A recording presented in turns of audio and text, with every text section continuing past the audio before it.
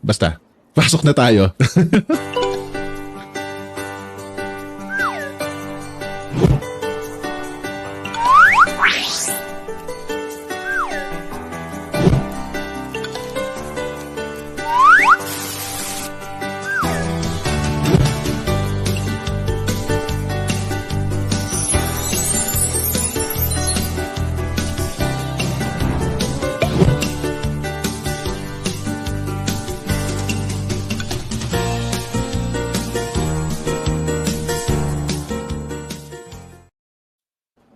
Good evening, everybody, and welcome to another episode of Flip Chat and Chill, where we get to bring people to talk about the ins, the outs, the ups and downs, the good, the bad, and taxes in freelancing, ladies and gentlemen.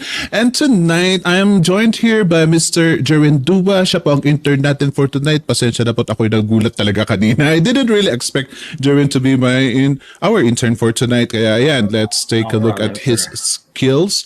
Very good. And sige, ladies and gentlemen, kung meron kayong mga tanong with regards to our topic for tonight, which is, Jerwin, what's our topic?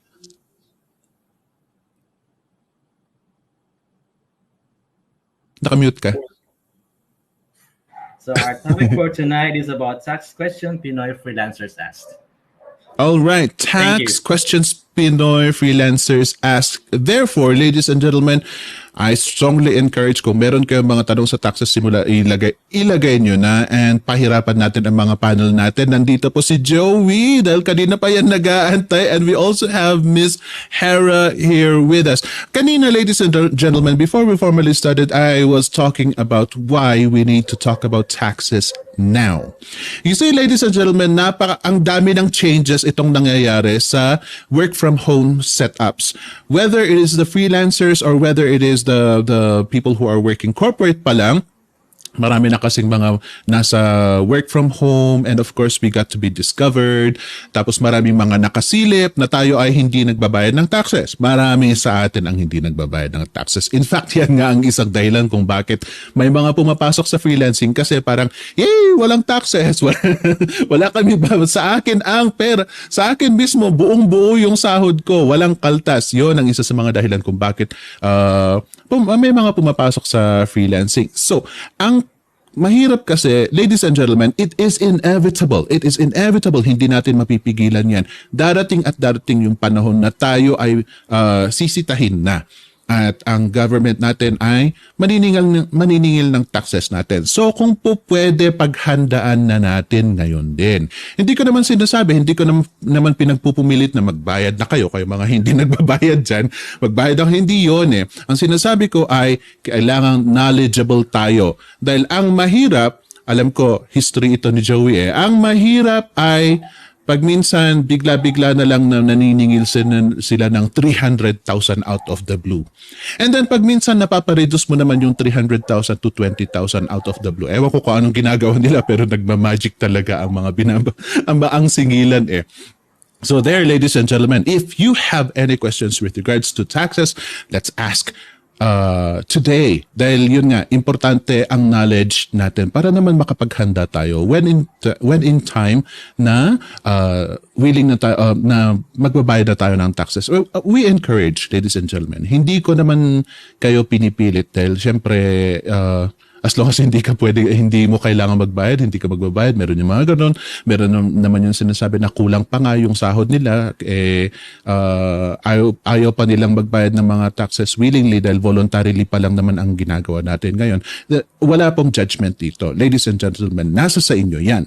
Pero gusto ko na knowledgeable tayong lahat. Knowledgeable because knowledge is power. So ladies and gentlemen, kalad ka rin yung mga kaibigan ninyo. Alam kong taxes ang pinag-uusapan natin ngayon, pero importante ito sa career natin as freelancers. Let me go to Joey. Joey! Hey. Will your... Oo, nanggaling na ako dyan. How important is it to know the ins and outs of paying taxes as a freelancer? How important? Well, many things. So, number one, kung gusto mo mag-apply ng loan, gusto mo mag visa, syempre, kumikita na, gusto mo na mag-abroad, bakasyon, di ba? Oh, yeah. Kaya gusto mong bumili ng bahay, yung mga nakikita niyo yung mga katas ng freelancing na bahay, ng mga post, or mag-loan ng kotse, ganyan. Hihingan kayo, more likely than not, ng tax docs. Bakit? Proof of income yun. Ngayon, kung yun parang requirement yun sa Anti-Money Laundering Act kasi sabihin naman, bibili ka ng bahay na 1 million. Saan galing yung pera mo, di ba? Saan galing sa mga no comment. So, yun yung mga number 1 na kailangan. No? Number 2, no? But kailangan mo alam, not necessarily mag-file, but alam kung paano mag-file is, sabi mo nga, knowledge is power. And kung hindi mo alam, pinagdaanan namin to, hindi namin alam na kahit wala kang tax na babayaran, kailangan mo mag-file. Surprise, surprise, may kumakatok ng taga-BIR sa amin na kailangan namin magbayad ng penalty. Dahil hindi kami nag-zero filing, meaning mag-file kami na wala kami binabayaran na tax. So, ayun, doon namin nalaman, okay, kailangan pala, and kumuha na lang kami ng bookkeeper na mas alam niya yun for the business na nagawa namin. But let's actually just some of the things na kailangan mo, some of the things that you need to, and why you need to at least know your taxes or how to process your taxes. Para hindi ka mahuli with your pants down. Oh yeah, most definitely. At saka you know what you said is very important. Ladies and gentlemen, hindi porket nag-file ka ng tax magbabayad ka na talaga. No, dahil meron naman yung mga exempted Ang kaso, sabi nga ni Joey, kailangan pa rin na mag-file. Which is, it's pretty bothersome, don't you think, Joey? It's pretty bothersome pag yung mga ginagawa mo quarterly, annually, and stuff like that. Yeah, it's pretty bothersome. Kaya nga kailangan alam natin, ladies and gentlemen, para nakaset na yan sa schedule natin if in case. Okay, so sabihin na natin, ladies and gentlemen, sabihin na natin na okay, kailangan natin pumunta sa BIR. Kailangan natin talaga mag-file with rolling our eyes kahit na wala tayong income. Wala na nga akong pambayad ng utang ko, mag-tax pa ako. That is not really the purpose of it. Documentation, ladies and gentlemen, kailangan yan. And yun nga, sabi ni Joey, proof of income. Kasi pag makikita nila na hindi mo na-meet yung numbers na kailangan para magbayad ka, hindi ka naman pagbabayarin So just check it out. But again, you need to know a couple of things before you go to BIR. Hera, let me go to you. What are the things, let's pretend that I am very, very, very, very ignorant about taxes. Very ignorant about taxes. Buong buhay ko, hindi ako nagbayad ng tax. Ang parents ko, wala akong pakialam kung nagbabayad sila ng tax o hindi. Sabihin na natin nandun ako sa sitwasyon na yon. What are the things that I need to prepare for or be aware of before I go to the office of BIR? For me kasi nung sa tax din, nung nag-ano ako about wala akong idea about paano kapag freelancing kasi alam ko lang din sa corporate job, so wala akong idea. So sila na di ba bahalang yes, mga taxes. So ang ginawa ko the first thing that I did is to consult dun sa mga expert talaga, sa mga accountants. So sila muna talaga yung tinanong ko before I file my tax as a freelancer. Kasi mas alam na nila yung mga different types of taxes, ano yung bagay sa akin, ano yung mga list of requirements na kailangan kong ibigay. So yun yung first thing na ginawa ko when I'm ready na to file my tax as a freelancer. Wow. Okay. Since ikaw mismo nagsabi niyan, gusto kong tanungin, if I were to choose, kasi parang mukhang tatlong tao ang pwede mong lapitan dyan Is it the accountant, is it the BIR office, or is it an attorney? Sino ba ang una mong dapat lapitan when it comes to your tax concerns?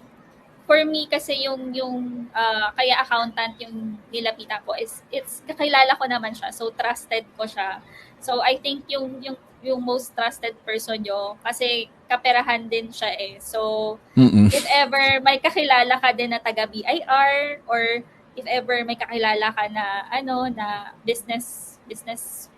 businessman or freelancer about details sa tax, kasi huwag kayo basta-basta magpa-file ng tax or kung kanino man, kasi baka mamaya maraming kasing mga fraud na nangyayari din sa ganyan. So, be careful din. Wow. Yeah, wow. Okay. Parang natakot naman ako sa sinabi mo. Are there any red flags if that is the case? Are there any red flags for na kailangan nating makita and say, "Wait a minute, this is suspicious." What are the red flags?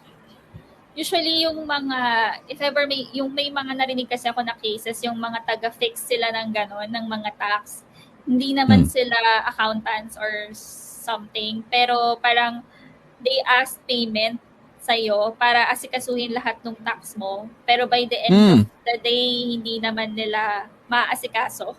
Or parang kinuha lang nila yung pera mo. So yung mga red flags mostly is yun, first is dapat hindi mo lang siya nakilala somewhere or parang bigla lang nag-appear yung sponsored ads sa mo.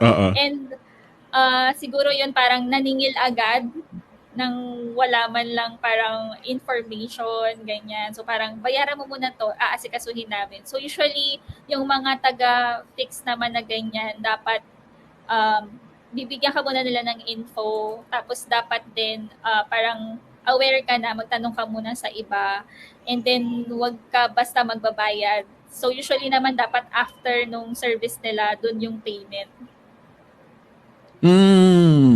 Oh, okay. Work first before you pay. Magtrabaho muna sila. Oh, okay, that's a good principle. That's parang parang taliwa sa atin, kasi sa atin parang bayaran mo muna ako bago ako magtrabaho. Parang gano'n naman sa atin mga freelancers. Parang usually, it's yeah. Usually po kasi yung mga gano'n na service na out from nowhere or parang hindi ka nila warm leads, parang gano'n. Parang lang talaga sila, random check. Minsan nakakatakot to pay agad. Pero may iba na parang 50% down payment, gano'n. May mga gano'n. Ooh, I'm kind of scared of that. Parang nakakatakot pa rin yung 50% na yan. Kasi it's still money. It's still money. How big sabi mo kilala mo yung accountant na nilapitan mo, pero as of that time, how big was the service fee of your accountant? Nung first na nagtatanong pa lang ako, wala siyang siningil sa akin. Pero more on yung parang sila kasi yung nag-aasikaso ng tax ko, doon na lang nung sa filing na lang, doon sila naningil. Was it convenient for you, or wouldn't it have been better kapag ikaw mismo ang nag-process? For me, okay siya kasi parang wala na akong inintindi na parang hindi na ako nagsispend ng time to check talaga, double check everything, and yung magpupunta doon sa sa BIR. It's stressful din kasi, lalo na then nung parang last year, medyo nagkakaproblema yung BIR sa systems nila. So yung iba daw parang nagpapabalik-balik sila doon sa office. So medyo time consuming. Wow. I think this is closely related to our careers as freelancers, ladies and gentlemen. Alam ko marami sa inyo itong mga bookkeepers and accountants din eh. Pero ladies and gentlemen, we offer our services to clients para at ang usually na selling point natin is para may time ka sa pamilya mo. Yun ang sasabihin natin sa client natin. Hire me so that you will have more time for your family. Yun ang sinasabi natin. Or hire me. At ako na lang itong mag-asikaso sa mga stressful na time na yan. Kayang-kaya ko yan, wag kang mag-alala. Yun ang parang sometimes selling point natin sa mga clients natin. Imagine applying that principle to yourself. Dahil marami sa atin, alam ko, marami sa atin mga freelancers, mga Pilipino, itong kung po pwede, sa katitipid natin, gagawin na natin lahat. And yun nga yung sinabi ni Hera. the time consumed. Sabihin mo nang well-skilled ka, sabihin mo nang kaya mong mag-file and everything else that is needed. Sabihin mo nang kaya mo physically, but what about the time that is consumed? Wouldn't it be better that you're spending that time for your family or working at nag-iipon ka ng pera? So if you have the means, ladies and gentlemen, and if you trust somebody, well, why not hire them? Kasi sayang yung oras mo. Sayang yung oras mo na na nakikipag-negotiate ka pa sa BIR, nakikiusap ka. Samantalang kapag meron kang accountant, bookkeeper, and the people whom you need, if you have those people, all you needed is to read and sign. Yun na lang ang kailangan mo, which is very, very quick. At hindi ba ganun din tayo? Yun ang gusto nating gawin sa mga clients natin. Gusto nating gumaan ang buhay ng mga clients natin para mahalin nila tayo. Why can't you apply that to your own lifestyle? Bakit nga ba hindi? Gawin naman natin. I strongly encourage, ladies and gentlemen, pag-isipan nyo yung ganyan. Kasi, syempre, ang lagi ko namang advocacy is giving value to your time. Giving value to your time, which means, syempre, if you can afford it, at meron kang ma-hire na accountant dyan or somebody, or an assistant who will help you with that particular task, then why not give it to them? Joey, let me go to you. Your bookkeeper is an expert. Sabi mo, di ba, nagka-problema ka, BIR knocked on your door, and you ended up hiring a bookkeeper. Ano yung mga awakening moments during that process? Ano yung mga natutunan mo na, ay, dapat pala ganito ang ginawa ko. Dapat pala, something that your bookkeeper explained to you. That was like 6 years ago. So, pero ganito lang naman, the thing is, nung time na yon, we were a small business kami noon, and then we were starting up. Tapos, matcha-charge siya agad ng 10,000 pesos because of simply not filing anything. Diba? So, napakalaking cost nun. Magkano ang monthly cost ng isang bookkeeper that time? Nasa 2,000 pesos. Diba? So, we would have automatically saved 8,000 sana. Ngayon, nagbayad kami ng 10,000, nagbayad ulit pa kami ng 2,000. So, 12,000 ginastos namin just for 1 month. So, from then, ang ginawa namin is, nag-hold na lang kami ng retainer. Kumbaga, we pay the bookkeeper like, I can't remember, may fixed siya na monthly fee. Plus, meron pang, of course, fee pagka pumupunta siya sa amin, naglalakad ng mga documents, whatever. But of course, kasi we are a business which doesn't necessarily translate well sa mga freelancers, right? Kasi sa business, capital intensive and everything. So ako, sa mga freelancers, what I would recommend, first off, before you start filing your taxes, find a client muna.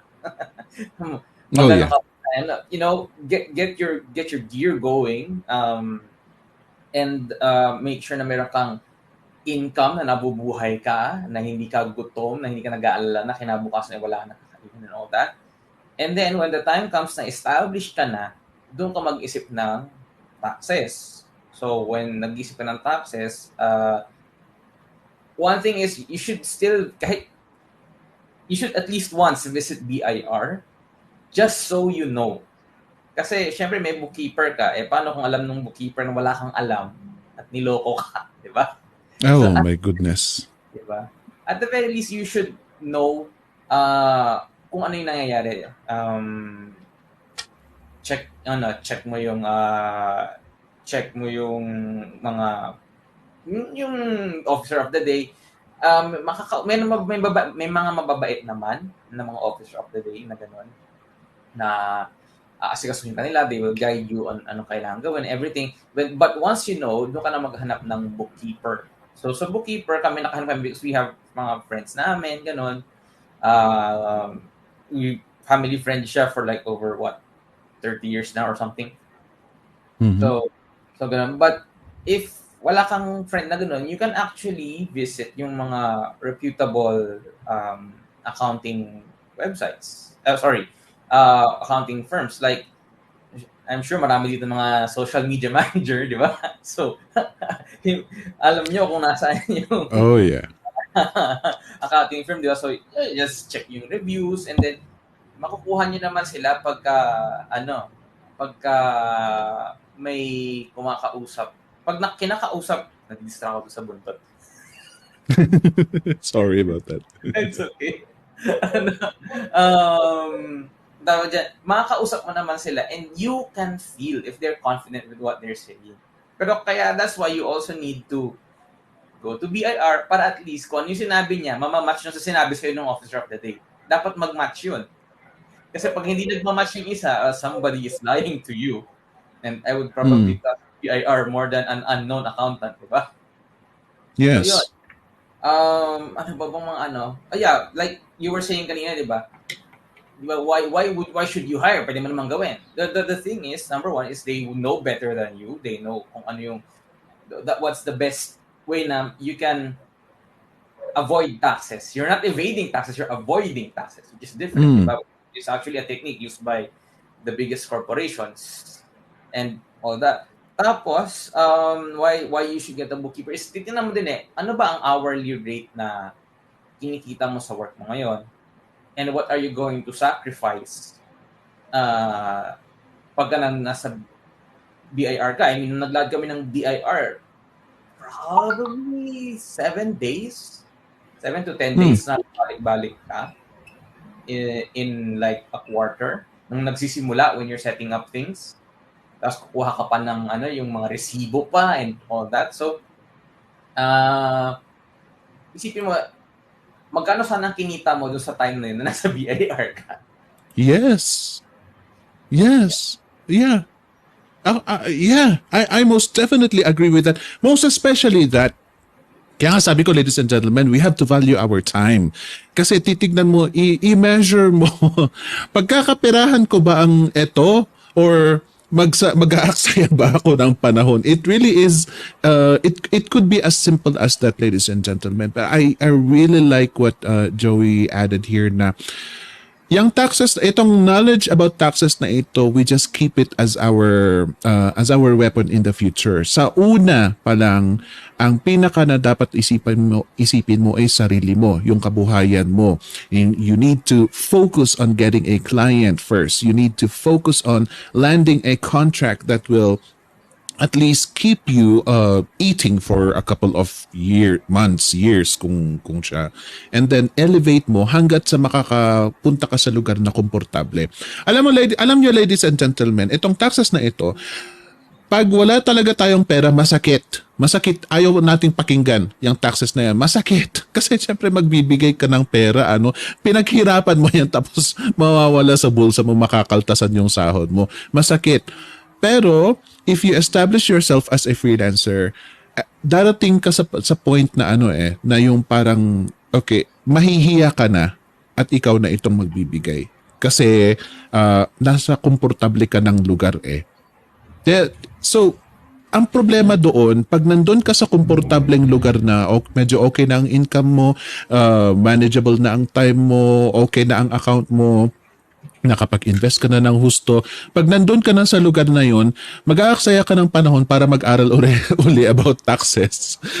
And who knows kung kailangan mo, marami kang dapat paghandaan. And it's just gonna be another waste of time for you. So it's best that we get to know at least a little knowledge about it right now. Maganda rin yung sinabi ni Joey na pumasok ka sa BIR and ask because ang isang para sa mga walang kaalam-alam na katulad ko noon, na walang kaalam-alam talaga, ang akala ko, pagpasok ko pa lang sa BIR, sisitahin na ako, sisingilin na ako. Yung hindi na ako pakakawalan dahil sisingilin hanggat sa meron akong ibabayad. Yun ang feeling ko noon. Pero if you just go there and ask for your name, kung meron kang account or meron kang something, kung meron kang atraso, wala, kahit na sabihin nila na may dapat kang bayaran, hindi ka naman sisingilin ora mismo And it's good to know whether your name is already there or not. Now, if your name isn't there, then it's time to ask. It's time to ask kung ano ba ang procedure, how should you start paying taxes. Yeah, dapat mag-relax lang kayo kasi BIR is not that, hindi naman sila talagang literal na buhaya na kakainin ka agad-agad pag apak mo doon sa office nila. Relax lang kayo because it's more important that you know things rather than just speculate things. Speaking of questions, Jerwin, a while ago I asked you that in the span of 30 minutes, I need you to ask one question from Hera and one question from Joey. Ikaw, mamili ka kung sinong uunahin mo. Sir, we can answer both for my first question. Oh, okay. So the first one is because we are in freelancing world, so our client is overseas, or our clients are from overseas. So actually, I am confused with this tax procedures from local to different to the foreign or overseas clients. So as I am aware of, during my corporate, we need to file W-8 for US clients. If I'm not mistaken with that. So this W-8 for taxes. And I don't know for other countries, but I just want to ask, if you are working in the Philippines but your client is overseas, are you going to pay same taxes both overseas and locally? Or Very good question. Sino pipiliin mong mauna na sasagot niyan? I think Miss Hara. Go ahead. Miss Hara? Actually, wala akong masyadong idea about dun sa pag-file din sa other countries. Depende, or parang kung nasaan yung client mo, kasi pwedeng sa US or sa other countries. Pero yung sa tax ko, I declare yung sa mga international clients ko. Tas parang dun lang din, sa local ko lang din sila naka-declare. So hindi, I think ang meant mo is yung pag mag-create ka rin parang as LLC, parang ganon, if US. Pero most likely, ang mahirap kasi doon is paano if you also have other countries like in Australia or other countries pa like sa Europe. So parang dapat ba lahat ifa-file mo yon for each country. So yun din yung hindi ko rin masyadong alam, and I want to know din more. Pero ngayon, ang currently na ginagawa ko is I declare yung mga international clients ko to as my local income. Yeah, good answer, Hera. Thank you for that. And I love that you said na you still want to know with regards to other countries. This, ladies and gentlemen, is a real concern kasi pag minsan meron ito mga job applications, job descriptions na sinasabi nilang kailangan mong magbayad ng ganito kasi taxes sa namin, sa country namin. Imayan, wag niyong pakinggan yung mga yon. Wag niyong pakinggan yung mga yon. You have to know kung ano ang applicable sa'yo o hindi. Joey, what's your thought on Jerwin's question? Teka lang, nasa Google ako.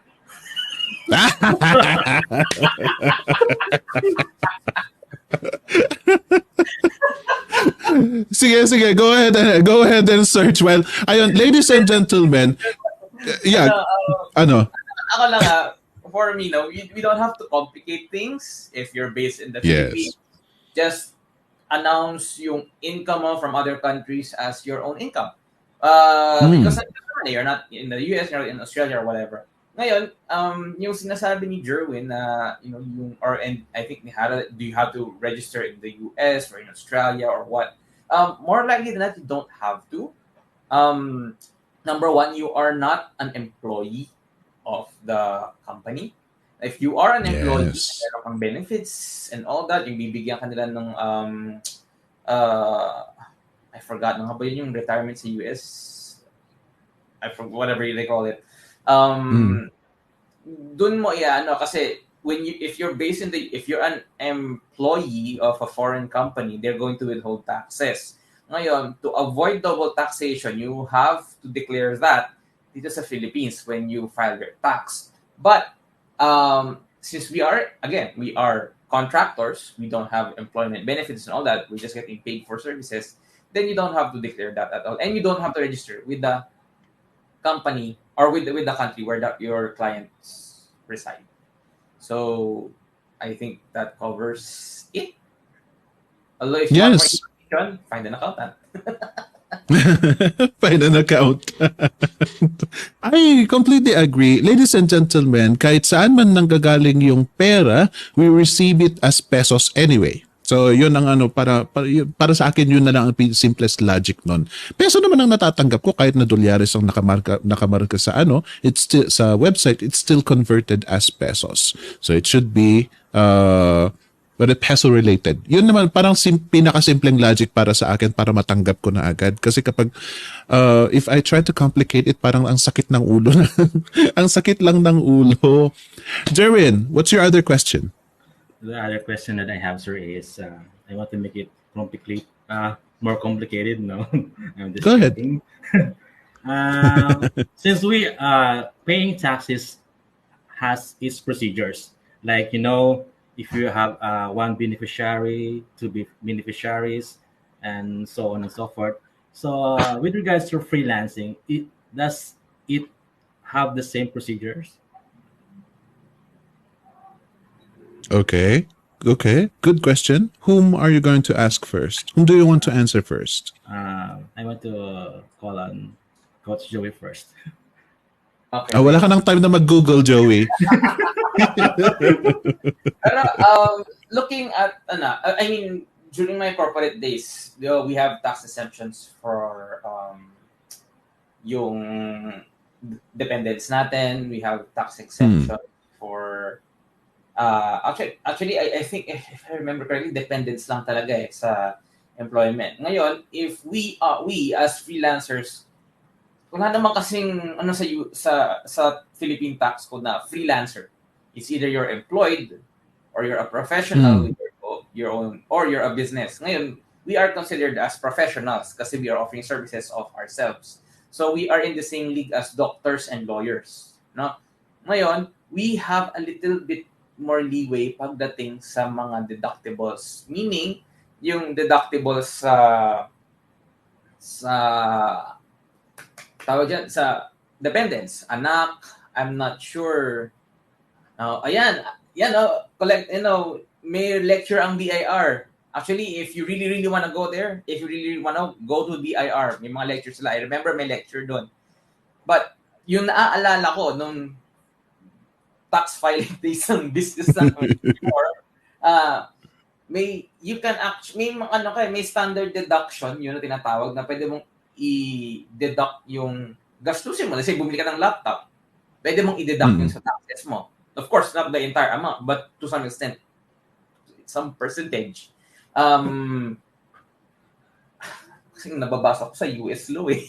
Sorry na. Sana may gumawa ng TikTok ng Philippine taxes, mas maganda yon. Announcement sa mga account na nanonood dyan, gawa kayo ng TikTok na ng taxes. Maraming manonood na Pinoy niyan. So anyway, ayun. Kung gusto talaga malaman yung deductibles nyo, actually, malalaman nyo sa BIR. You just go to the BIR website.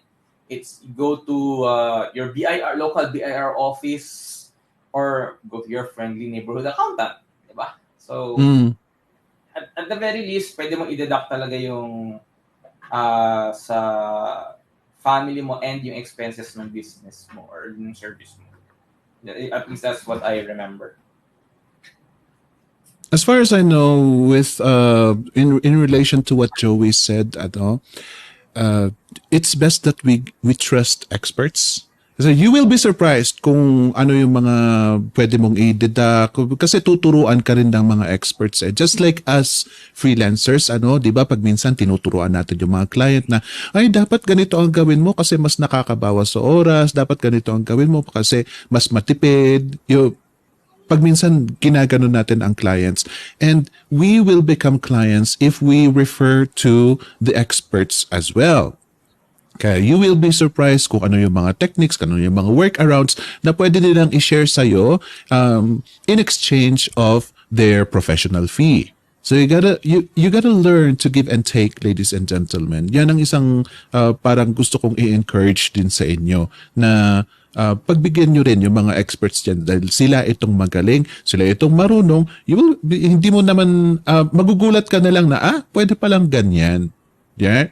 So it's nice. It's a good adventure for you if you consider starting on paying taxes, which you should really. Hera? Yes, same din naman nung kay Joey din. I think nung nag-file ako, meron na akong nilagay na dependents din nung ano ko. Pero kasi yung akin parang as business siya, as agency talaga yung final ko na tax. So hindi yung parang as solopreneur na ano. So parang naka-digital marketing agency talaga yung final ko as tax. Wow. When in your career did you start paying taxes as a freelancer? Nag-start ako 2020. When did you start working as a freelancer and when did you start paying taxes? Nag-start ako ng freelancing 2019. I was working with my corporate job pa kasi noon before. Parang pinagsabay ko sila. And then, nung talagang I decided to, full-time freelancing, doon ko na siya final yung tax ko. And inalam paano ba mag-file ng tax as a freelancer. Kasi yun nga, yung mention ni Joey, kailangan ko kasi siya sa mga loans and yung tertiary din. Oo. So yun, nagamit namin siya ngayon sa housing loan namin sa Pag-ibig, and it's really very important na parang sobrang laking ginhawa din na nakapag-file ako ng tax noon kasi nga yun nga nakapag-loan kami, pwedeng kahit hindi kami mag-pay in full. So sa Pag-ibig housing nakapag-loan kami. So yun. There you go. Kaya pala inatupag mo na agad. Imagine you have just only been freelancing for a year, agad-agad mo nang inasikaso yan. Which I expect, you know what, ladies and gentlemen, kung ako because sometimes our career doesn't go that fast. Pag minsan, it takes about siguro mga 6 months pa. Yung iba, 6 months pa before na makaland sila ng first client nila. Tapos, yung client nila parang napakakuripot, ang daming paghihirap for sabihin mo ng mga 3 months hanggat sa magsasawa ka, saka ka na lang maghanap ng ibang client ulit, magdadagdag ka, yung mga ganun. Tapos yung dinagdag mo, okay naman siya, pero after 2 months, nawala yung business niya. So, you have to work, you have to hustle again. Hindi ko kayo tinatakot, ladies and gentlemen, but it is a possibility na ganun. Taghirap for the first year, sabihin mo ng ganun. Hindi siya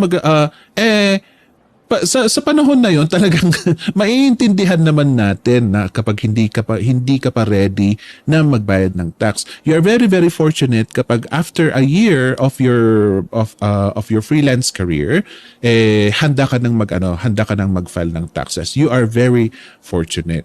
Kaya nga sabi ko, ladies and gentlemen, whether you are paying taxes or not, for now you are still acceptable in our community. Kasi gusto namin kayong matulungan na magprogreso, magkaroon ng magandang income para doon kayo magsasabi na okay, ready na ako mag-file ng taxes. Yun ang gusto ko. So I do not care really if you are not paying taxes right now. It is more important that you get to know what you need to know bago tayo mag-file ng mga taxes. With that on hand, ladies and gentlemen, si Jerwin, how about you? You talk about the future activities. Knowledge is power. Okay, thank you, sir.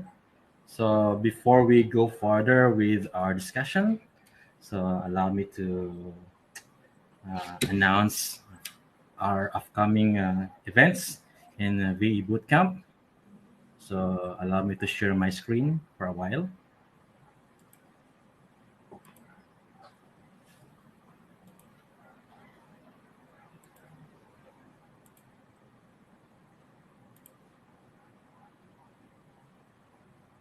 Okay. So, nakita na po screen. Yes.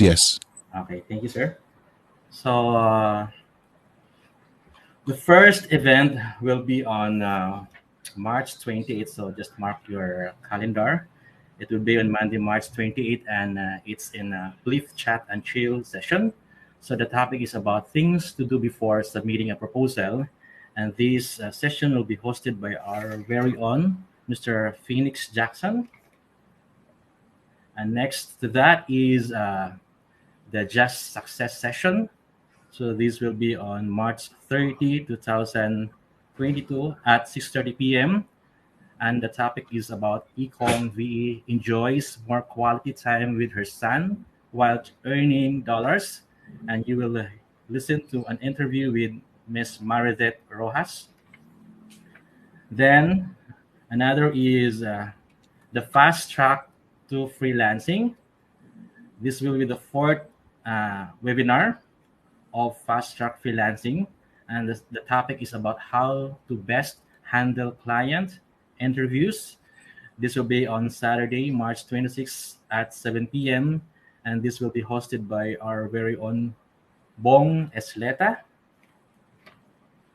Then these are the 4 sets of webinar that we've done, 3 sets previously. And for those who are aware of this, or for those who are not aware, you can watch again the video of these 3 sessions that we conducted before. And finally, we have this on March 26th, as I mentioned a while ago.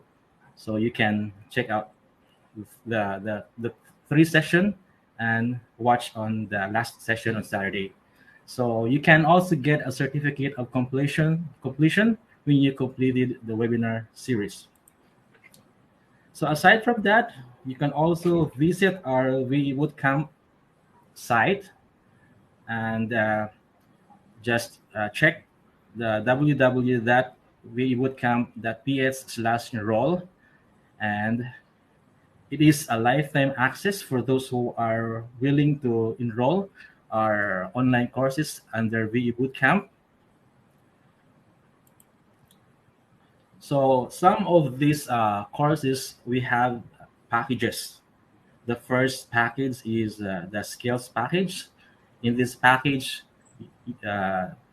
it will teach you the skills you need to start working as a virtual assistant. And then you will learn email management, calendar management, social media management, website management, transcription, office application, internet research, and data entry. So this package is amounting to 1,990 pesos in full payment. The second package is accelerated package. You will not only learn skills, but you also have to learn the best practices like templates on getting hired. So with this, you will learn the proven best practices on getting hired, creating freelancing profile and job cover letter templates, acing interviews, guidance, and mentorship to help you get your first online job. Plus, there are bonus courses like e-commerce for virtual assistants, bookkeeping and QuickBooks, better English for beginners. And this package is amounting to 7,990 pesos in full payment, or you can also pay every 2 weeks for 6 weeks, amounting to 2,990 pesos.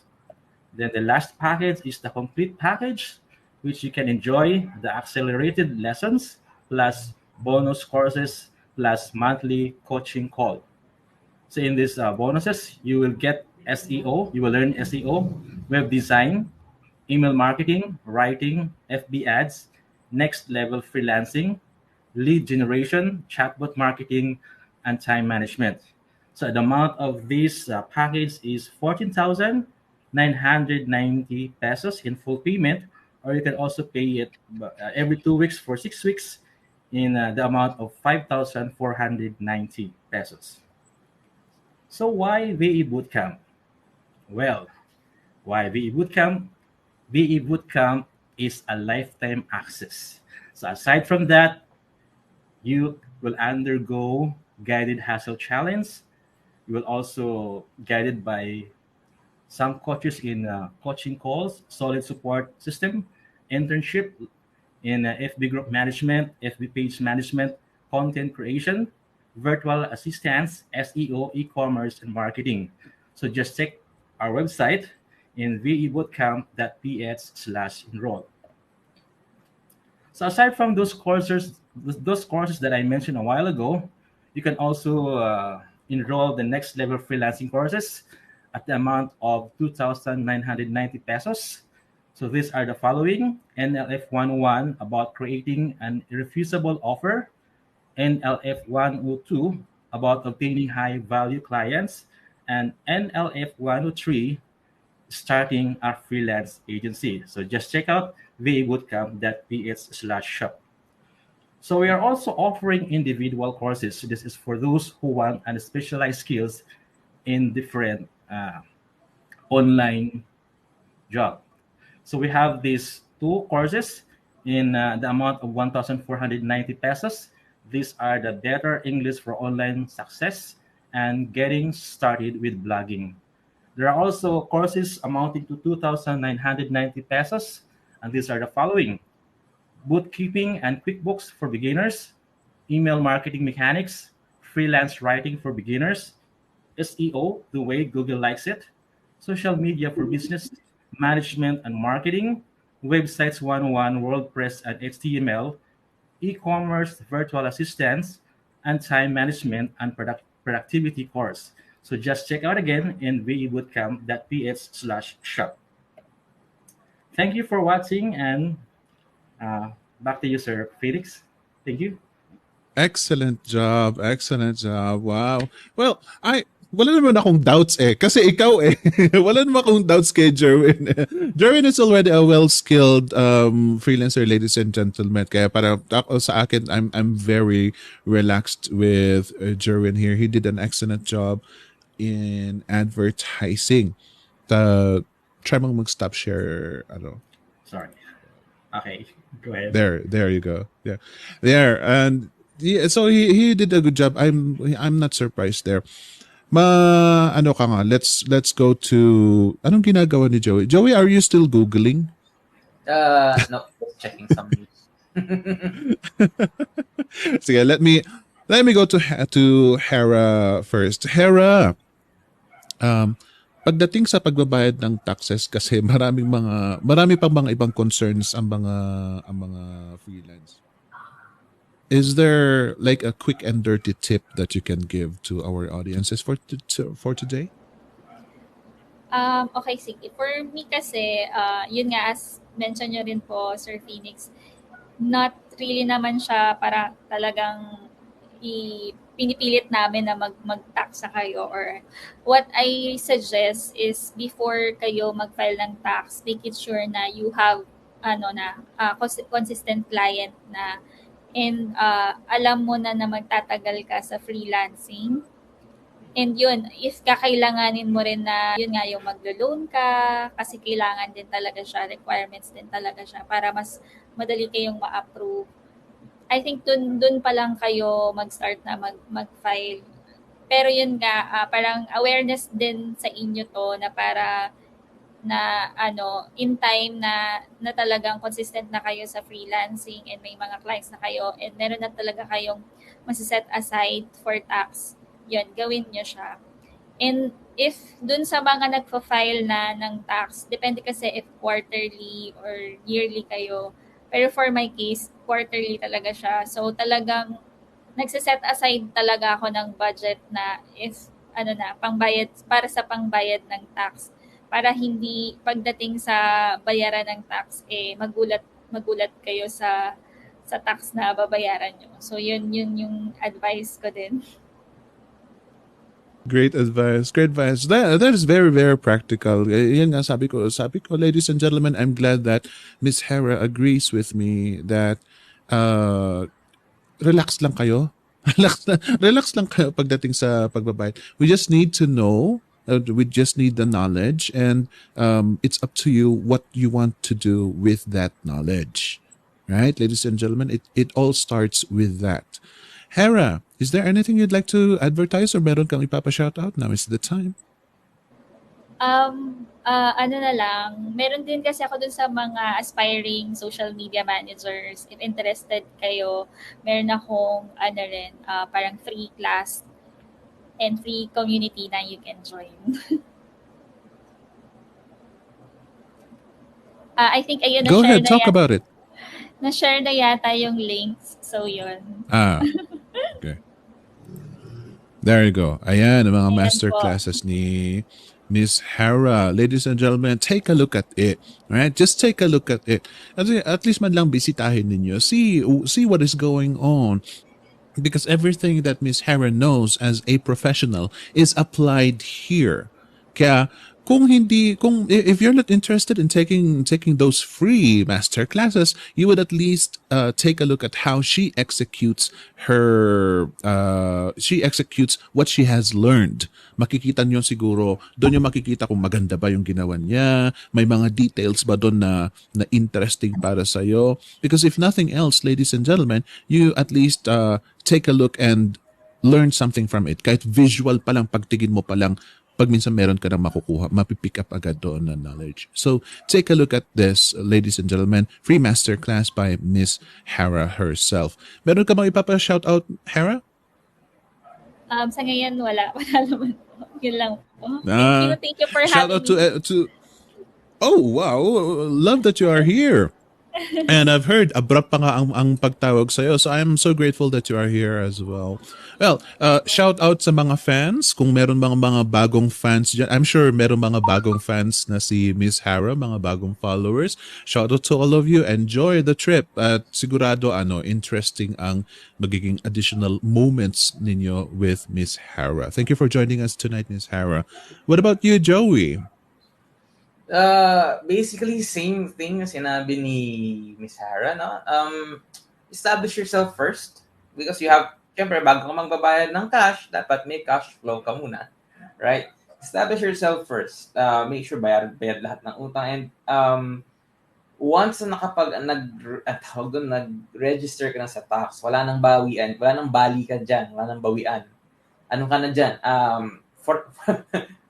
Truly forever ka na yan lang yun lang ang forever sa buhay tax tsaka yan, death and taxes, no? So yan, pag nag-register ka, lagi ka nang magpa-file niyan, lagi ka nang so you have to consider dapat may consistent cash flow ka na, as in yung inuuwi mong monthly, dapat may savings ka na doon na more than enough na doon sa ilatabi mo for the tax, di ba? Para hindi ka pagka let's say negative ka ba, or let's say nagbabayad ka pa ng utang, walang natitirang savings sa'yo, mag-isip-isip ka muna, next year na lang siguro. But again, kahit ganyan, kailangan pa natin magbayad ng tax. It is our responsibility and duty as citizens of this country. Kahit minsan mahirap mahalin, pero ganoon talaga. Sakit umibig. So yeah, that's it. And kailangan lang talaga magbayad ng tax.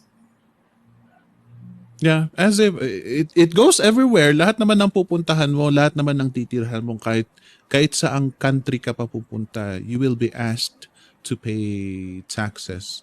Maybe there are some other countries there na hindi kailangan magbayad ng taxes. I don't know. Pero as far as I know, yung mga lugar na masarap tirhan, naniningil ng mga taxes. And the more na masarap tumira, the more na mas mataas ang taxes. Mind you. Kaya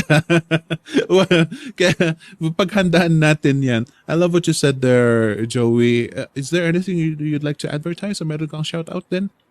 Wala naman ako ma-advertise. Shout out sa mga classmates natin sa VA Bootcamp. And shout out, tawag dyan, advertise, plug. Punta kayo ng makeuseof.com. Yun ang doon ako nagsusulat for, tech reviews, tech whatever. Actually, ayan, mga nireview ang item na nakaparada dito sa likod. So, if they want to see how it performs, nandun yung sa makeuseof.com. Views lang ba? Or yeah, say, like, gusto niyo malaman kung paano patakbuhin yung keyboard niyo, ba't ayaw gumana, andun ang sagot sa makeuseof.com.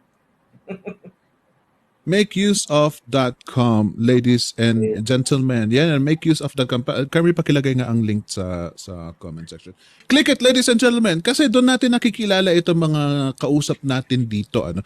Some of our experts here have so much time na marami silang ibang mga ginagawa aside from just freelancing. We are people as well, ladies and gentlemen. And you know what? Pati rin kayo, should you choose to do a lot more things other than freelancing, you can. Because freelancing will definitely help you do that. Eto, maraming ginagawa si Joey Kaya just check him out, whatever he is endorsing, check it out, makikita nyo kung ano activities niya. Alam nyo, nakakainggit pag minsan. Kasi si Joey itong, alam mo na busy, pero pero marami pa rin ginagawa. Kaya, I admire Joey for that, ladies and gentlemen. Thank you, Joey, for joining us tonight. Isa ka rin na abrupt na natawag, kaya I'm so happy that you are here. Jerwin, for you, matanong ko nga, do you have any additional input on our discussion for tonight? Actually, sir, I just starting from freelancing world during pandemic. So I'm still exploring my skills, my niche. At first, I don't know where to go. I don't know what skills should I have to learn. But as I joined the VA Bootcamp, I learned many things. I learned a lot, the basic skills about freelancing, and even joining the Guided Hustle Challenge, and even the internship. It really helps me more how to improve my skills, and I'm very grateful for that, for the VA Bootcamp, for those who are always willing to share their talents to other people. And for those who are listening and for those who are watching at this session, sometimes we don't know what we should do, or what we should do in freelancing. But as we go along and explore many things in life in freelancing, someday we will learn things, and we will know that it's just there for us to explore, because the opportunity is always there, and we should always think that learning is a continuous process. Thank you. Very nice. Learning is a continuous process. Ladies and gentlemen, hindi boring ang buhay kapag hindi tayo pag wala tayong natututunan ng kahit once in a while man lang sana. Nakaka-bore ang buhay kapag hindi tayo I swear, narating ko na yung point na mag-aaral na naman ako, ano ba yan, pagod na ako. But actually nung ganun ang ginawa ko, nung sinunod ko yung emotion na yon, naging boring ang buhay ko to the point na nakaka-depress na. So it's nice, ladies and gentlemen, that we get to learn all the time. And freelancing, ladies and gentlemen, lifetime yung learning na yan. I promise you that lifetime ang learning na pagdating sa freelancing. Your life will always be interesting. Kaya sali na kayo sa freelancing kasi. I would like to thank all of our panel and Jerwin as well. You did a very good job. Ladies and gentlemen, maraming salamat sa pagsali ngayon. Should you have any questions, go ahead and ask them. That's the reason why we presented our experts for today, because they are quite knowledgeable when it comes to this topic, our paying taxes dahil pagdaanan nga nila yan. So if you have any questions, go ahead and ask them. Siguro naman masasagot nila kung ano yung tanong ninyo, unless kung napaka specific naman. Now, I understand, ladies and gentlemen. Kayo mga newbies I understand. I greatly understand. We all understand kapag unwilling kayo kaya na magbayad ng taxes. Sabi nga ni Joey, bakit assess mo muna yung situation mo. Dahil kung kita mo hindi ka pa fitted para magbayad ng taxes, pwede namang next year, right? Pwede yun. Just the government will be merciful kung sakali na talagang hindi mo pa kaya. Ang mahirap kasi, ladies and gentlemen, inuunahan natin ang sarili natin pag minsan Yung taxes ang pinag-uusapan, wala pa nga akong client, wala pa nga akong income, wala pa nga akong ganito ganire. Fear not, ladies and gentlemen. Sinabi ko naman ng paulit-ulit, pag pag nakapapak ka na sa freelancing, aangat at aangat ka rin, you will come to a point where ikaw mismo ito magsasabi na, I think it's time. It's time.